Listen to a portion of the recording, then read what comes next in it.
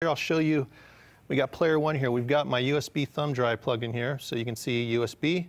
It's got all my information here. If we go back to player two, when I hit the link button, I'll actually be accessing the content from player one's thumb drive. So there it is. It pops up right there. You can see there's nothing in the USB slot here, but it's accessing content from the first player.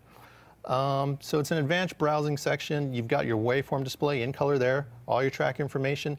And the top keys here basically shows you how to navigate within the screen. So browse, of course, takes you to the browsing area. Tag list is a really cool feature. So you can actually, as you're playing a song, you can tag that song, if you will, and you can add it to kind of like a favorites list, and it'll show up here on the right.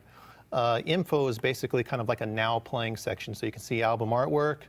You can see where the source is coming from. As I said before, I've linked it to player one, so it shows you the source of the music is coming from player one up in here. Menu is just different menu options, and you can also get to the utility functions here where you can change various settings on the player. Now getting back to the browse section, you can see I can browse songs through artists, album, track, genre, BPM, and different playlists I set up, and you can use this encoder knob to get through those different areas. And just by hitting the knob, and it goes over to you, and I can see all my tracks here, and by hitting the knob again, it'll select that particular track and load it up to the player. If you want to go back a step, let's say I want to browse by album or artist, I just hit the back button and then I can scroll through those parameters as well. Getting to the features, the layout is the same as all the CDJ-1000 through Mark III. So you've got your loop on the top left, you got your jog feel adjust. That feature came out with the 1000 Mark III, so you can actually adjust the feel of the jog wheel.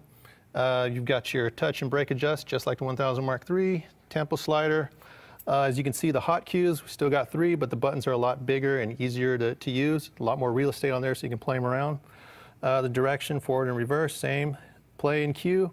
And you've also got a really cool new feature on this player, which is a 4-beat loop cutter, and it allows you to loop music, a 4-beat loop just by the touch of a button, and it'll allow you to cut the loop in half just by hitting the button again and again.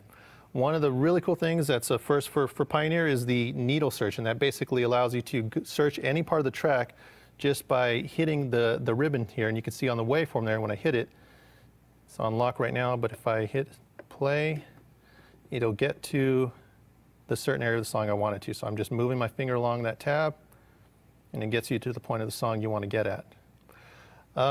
That's pretty much it for the CDJ-2000. Like I said, it's a groundbreaking player and software package. So you've got the CDJ-2000, and it comes with a record box where you organize all your music. CDJ-2000, groundbreaking.